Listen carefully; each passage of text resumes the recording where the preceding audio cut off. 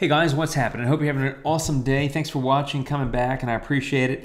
I'm going to pop into a photo here, and this is a photo I took at sunrise in Germany.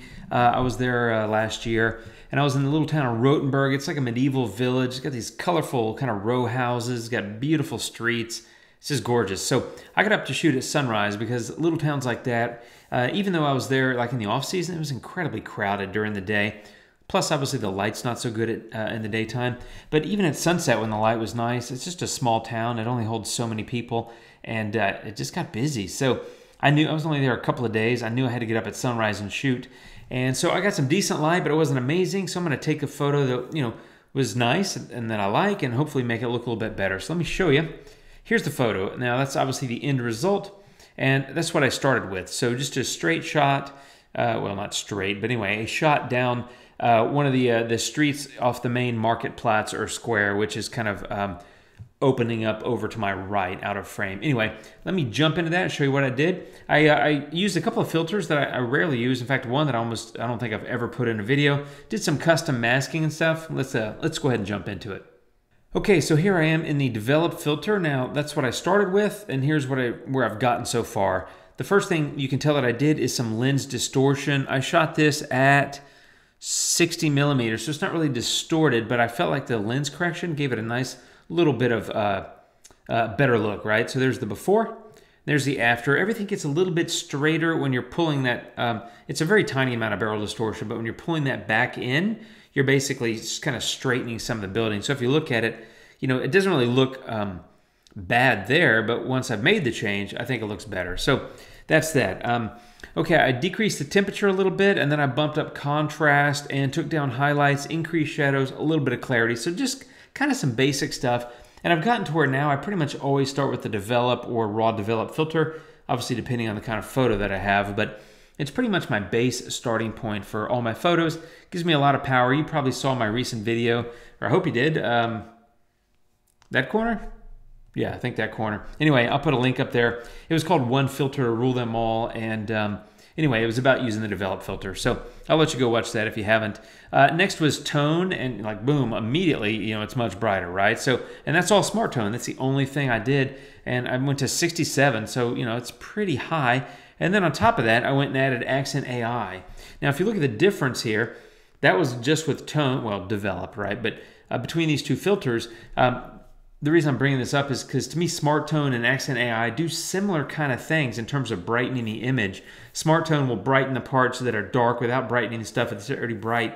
Accent AI seems to do that as well, but if you look at the colors, especially in these buildings, they're starting to pop a little bit more. And I think Accent AI does a little bit of that as well. So I don't really know what all the components are. I did a video a long time ago about trying to break down the Accent AI filter, but regardless of what all it does for you, it does a great job, right? So I like it and I use it quite a bit. It's kind of the easy button to me. Next up was saturation and vibrance. So I generally do like a little bit of bump in saturation and then a bigger bump in vibrance. And that's because saturation will saturate every color and vibrance will bump up kind of the non-saturated or non-dominant colors. And so I like to do that just because I like color, and it kind of brings up and makes everything a bit more kind of bright and vibrant. So I kind of like that. But then I took the same filter, and you can do this anytime. You can just add filter. You can just add the same filter again. And in this case, I reduced the saturation by -43, and I painted it into that right-hand side of the frame. So let me show you that.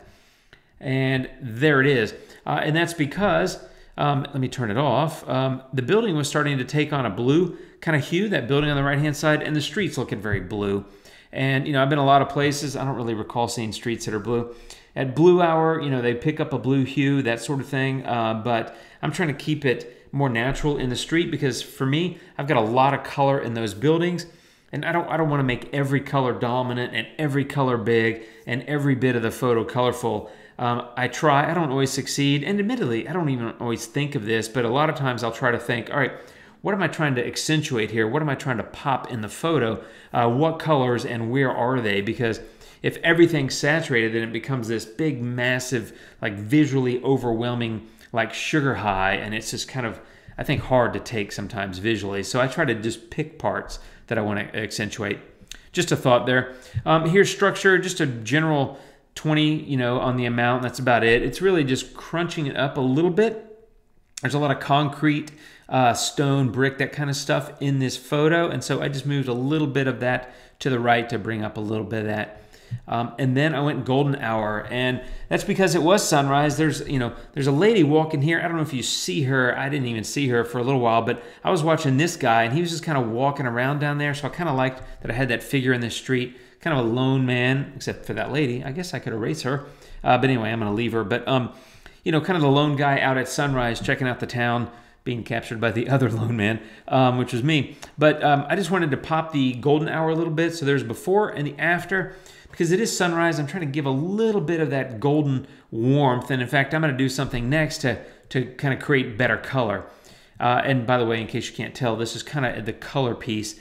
I kind of do the light part first and do color second. It's just kind of how I operate. Partly because I want it to be well lit, you know, at least via software before I start doing colors, because I want everything to be lit properly.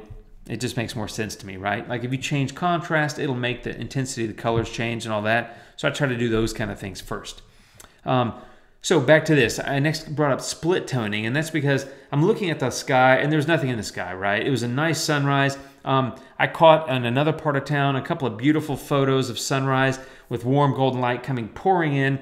And those came out great. But over here, the sunlight, as you can kind of see in this building here, the sunlight's hitting there. So the sun is out of frame behind these buildings to the left.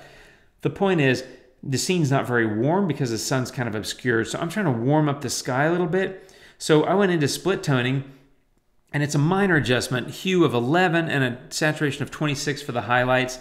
And all that is just painting that in. Oops, I turned that off. All I did is I just painted that adjustment into the sky, right? So that's all I did. I turned on the highlights, and bumped up the hue and saturation a little bit, and just made it kind of a little bit pink. I'm just trying to make it a nice kind of beautiful sunrise morning with a little bit of color in the sky. And so I just painted it there so that it wouldn't impact any other parts of the photo.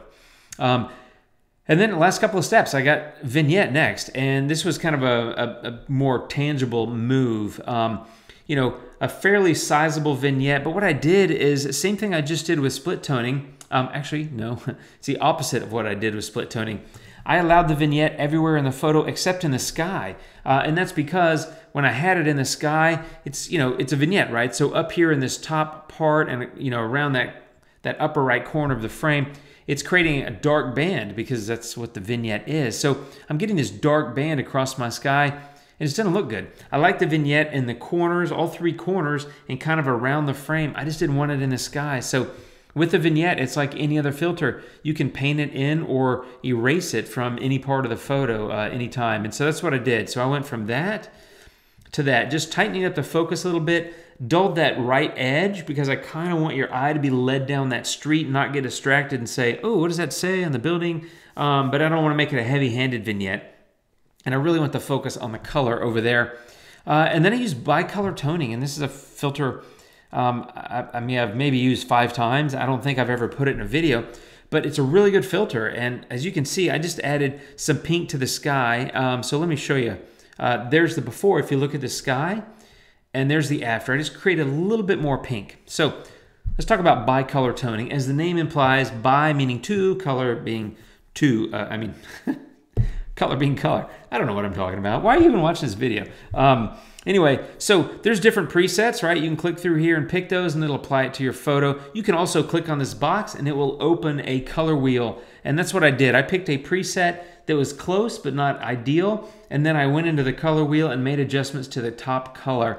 So what this is doing is adding kind of a, if you look here, the top color, kind of a peach pink color, sorry, more of a pink, and on the bottom, kind of a peach. And so if you look at the entire photo, there's the before. It's got a little bit more of a blue flavor or feel to it. And after, it's a little slightly warmer. You can also set orientation. So you can move this around as you see fit and, you know, collapse it, rotate it, tilt it, just like you can like an adjustable gradient, for example.